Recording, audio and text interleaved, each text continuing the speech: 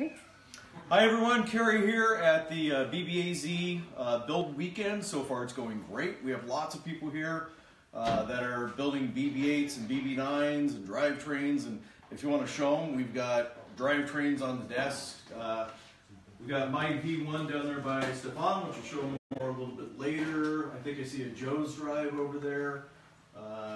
We have people outside playing with robots and a variation of R2 and Mouseroid. So it's expanded beyond BB-8, you know, which is great. That's what this is all about.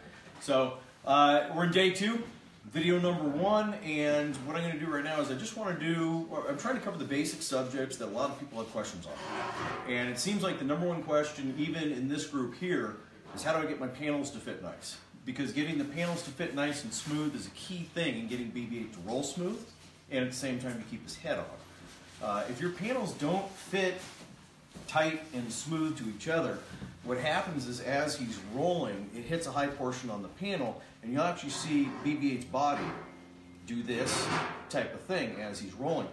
And a lot of times people make the assumption that it's a drivetrain. In reality, a lot of times it's not.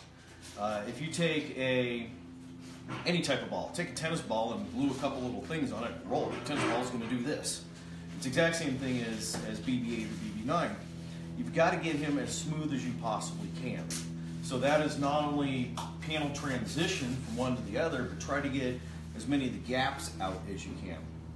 Now, the club panels for BB-8, they actually have intentional gaps built in, and what I mean by that is when they go together, these are not club, but Tiny has actually designed it so that way when the panels fit tightly together, there's actually a groove in there. So it's a cosmetic piece, it's not really a gap. I'm talking about, when I talk about gaps, is when the panels go together and you end up with, you know, if you look at these are supposed to overlap, an over and an under. These are the club. When they go together, they should fit like that. What I'm talking about is sometimes there'll be larger gaps, or the panels, if you look from an edge view, will actually do, you know, this type of thing. Well, those little tiny edges cause major problems, not only with the ball rolling, but more importantly, a big thing with BB-8 is my head pops off all the time. Why does my head pop off? Well, the head pops off a lot of times because it catches a transition between the two different panels. As he's rolling along, if you think about a skateboard going down a sidewalk, you go over the little flat bumps, it's okay, you're rolling right along, it's great, and you hit it where the sidewalk does this, and boom, you fly. Same thing with BB-8's head. Most of the designs are out there right now, including my BMM-DMM. That uses a caster. And a caster is essentially like a skateboard wheel, for lack of better words. You're rolling over this, and you catch an edge, boom, his head goes flying. The other thing that happens is when you talk about the panels and the smoothness, there's not only the variations in that, but I've seen things like the sensors, where the sensor dot will be high or be low. The other thing you have to consider, not only in dots, but when these panels don't fit right, is if you take BB-8's head, which is held on by magnets, when you take the magnets and you separate them by a millimeter, millimeter and a half, you could cut, depending upon the magnets, you cut the magnetic power in half. So you've got your head, which is on there, which is awesome, it's doing great, and it's rolling along, hits a high spot. You have 2 things that go on. First thing is you hit a high spot, now you have that skateboard against the crack in the ground problem. And the other problem you have is you've lost magnetic force because you've moved the head away. So you have 2 different things, it ends up becoming a snowball effect. So one of the things that I like to do, and this is my injection skeleton, and I'm only bringing this up here because I have it. It's not because this is the only thing it works with, but this is a good general idea of what you need to look for when you're doing your panels, and different people do them in different ways. I spend a lot of time, I will reprint and change and reprint and sand and reprint until I get panels that fit as close as I possibly can without going insane from reprinting. Usually how I start is I'll go through and I'll print out one of my circles, and on this, so you know, if you want to get a shot of the back of this, what is really important is sanding the back. A lot of people forget about that step.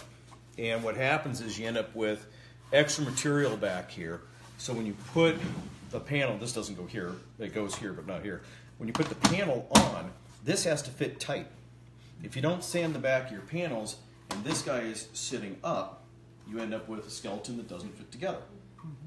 Same thing with the triangles. If you have your triangles standing up, what happens is they space out. And now all of a sudden, not only do the triangles, the screws don't line up, you end up with gaps in these areas, but now your circles have huge gaps because by moving the triangles apart, you essentially enlarge the diameter of the circle. So how I like to do it and what has worked best for me over time is I'll actually go through, I'll print out one of the circles, finish it on the underside, attach it to the skeleton, and then I'll go on to the triangles. When you do the triangles, when you go through and you print them, when you go to screw them down, and they attach to 3 different points on the skeleton, when you go to screw them down, if they don't line up with the screws on the skeleton, one of 2 things is wrong. A, triangles are wrong, or B, when you assemble the skeleton, you've got gaps because you have too much glue, or maybe you printed your skeleton and your X, Y, and Z's off, so you actually don't have a round skeleton. So you have to start doing measurements. You want to take measurements between the 3 different mounting points. And here's a prime example. These were some triangles that were sent to me from somebody that was having an issue. And I simply took a set of calipers and went from hole to hole to hole because he was having a hard time getting them lining up. Couldn't figure out what was wrong. In the end, I took simple measurements, and from here to here is 165.4 millimeters. This is 164.13. So I've got 1.3 millimeters difference between that set of holes and that one. When you talk about BB-8, 1.3 millimeters is actually a lot. A lot of times that comes up, most of the time that I see it, or probably 95% of the time that I see it, it's a misprint error. And when you have differences like that, it's never going to fit. So what you have to do is you have to calibrate your printer. Matt talked about that yesterday. That's huge. One of the things that I like to do from a printing standpoint or calibrating my printer is a lot of people do a 20 by 20 cube. That's great. The problem with that is it only gives you a measurement over a very small distance. And if you take your 20 by 20 cube and you measure it and you go 20 this way, 20 that way, 19.5, we're good. No, because that little 0.5 over that far adds up to a lot over that far. So when I calibrate my printers, I'll do a 20 by 20, I'll do a 50 by 50, I'll go clear up to 150 by 150. I use a lot of infill so I don't waste a roll of plastic, but it gives you that accuracy. And when you're building and doing your outside panels, you need that accuracy. It's huge. So first thing, if stuff doesn't fit, if you have a set of calipers, use them. If you don't, buy them. You can get a really good set of digital calipers. I think I bought my 12-inch for 35 or 40 bucks on Amazon. You will want to measure your holes. If you get measurements like this, don't bother even checking this at first. Check your triangles. In any case, if you go through and your holes are lining up now, but you have gaps here and here, at that point, it's most likely you're slightly undersized, and if they are hitting hard, you're slightly oversized. Because your holes, even though they're now lining up, they do have some play around the screw itself. So even if you have, quarter millimeter here and quarter millimeter there, that means totally you could be ½ inch or ½ millimeter off between holes and still line up. Well, guess what? ½ millimeter shorter here and ½ millimeter shorter here, millimeter gap. So what you'll do, or at least what I do, is I do one of these, attach it on, then I'll go on to these. If they screw into place, but I have gaps here and here, then I'll go back and I'll reprint it. But maybe what I'll do is I'll increase the print. I'll go from 100% to maybe 100.5 or 101%. And that number, in all honesty, is going to come down to time doing it. I've gotten to the point, I've printed hundreds of panels at this point. I can usually get pretty good or pretty close out of the chute. That's just a matter of trying it. But most of the time, it's literally within 1% makes the difference between a panel that fits perfect and a panel that doesn't. So you'll go through, this one's on there, it's perfect. Put this one on, screws line up, and it's still kind of weird. One of the things I found with the triangles, aside from having to sand this, is that the triangles themselves sometimes, even though maybe this is dimensionally right, another reason why this may not fit tight is I've seen these actually pucker. They kind of do a little bit of this to them. So I found that sometimes what you need to do is you can put on this screw here and then literally push on the center of the panel, and that'll allow you to line up the other screws. Once you go through and print and fit and print and fit and get it to the point where you go, I've got nice gaps everywhere, everything looks like it's fitting good, it looks like it's a pretty solid skeleton, at that point you're still not going to be smooth. And the reason why is because when you print, I don't care how good you are, you'll get a little flare here, you'll get a little bit of extra plastic here, this edge won't be perfectly round. Like, if you could zoom in on that, I didn't print these, but you can see the edge isn't round. Mm-hmm.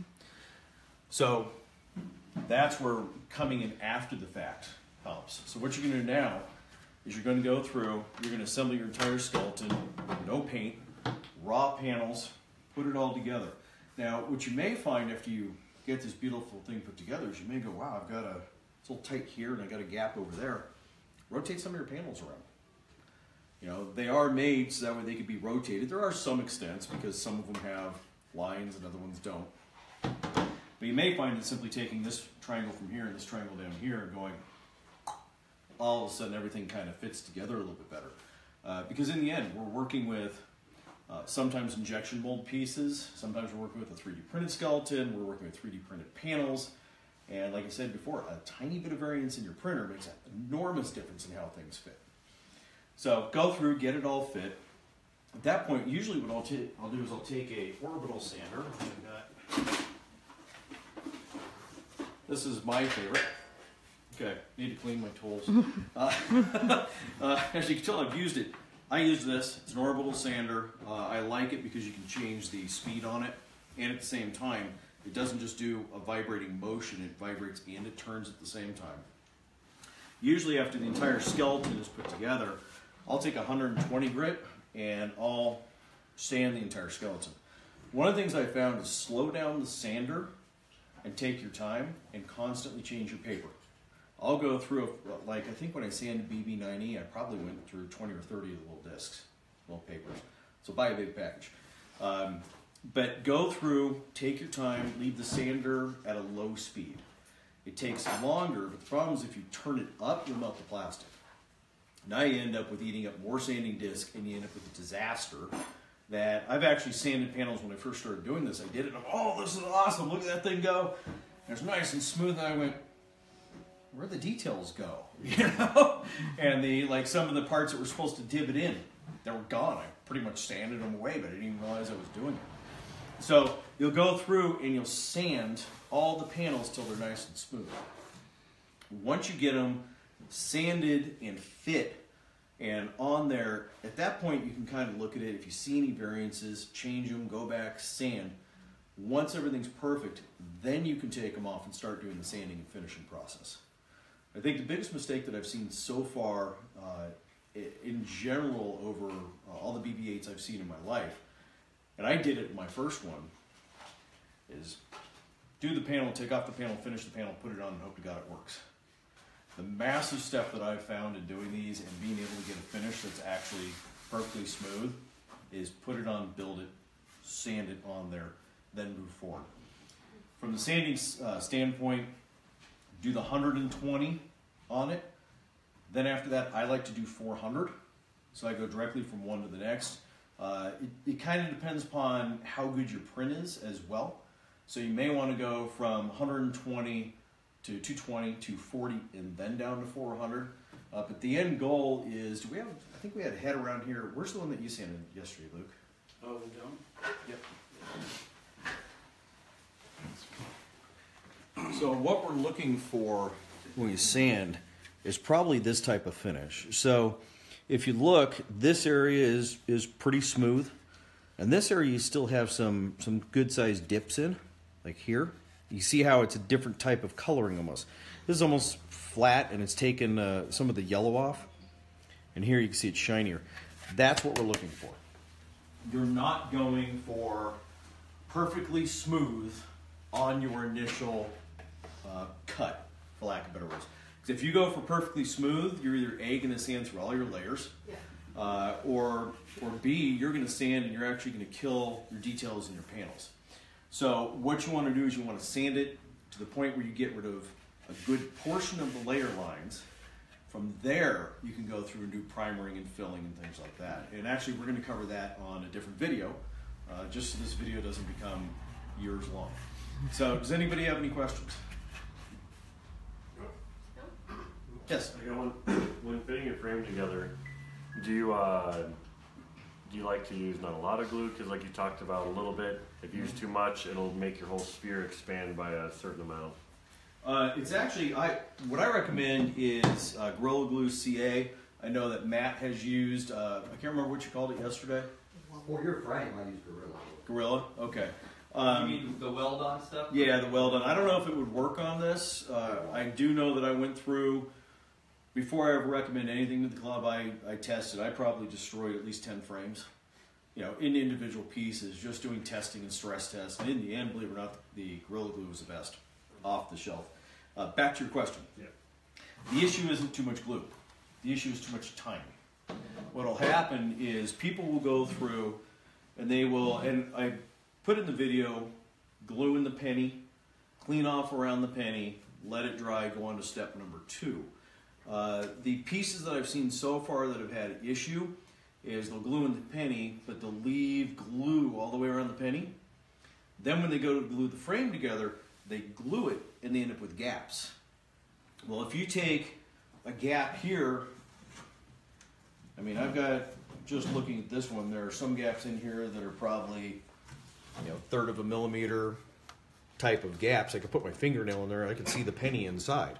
But the problem with that is you take, call it, this one's a good 1/2 millimeter. 1/2 millimeter plus half plus half plus half. Your skeleton that's 506 millimeters is no longer 506. So the two different things with the glue, one, after you do the pennies, wipe it off, make sure it's cleaned. Take your time.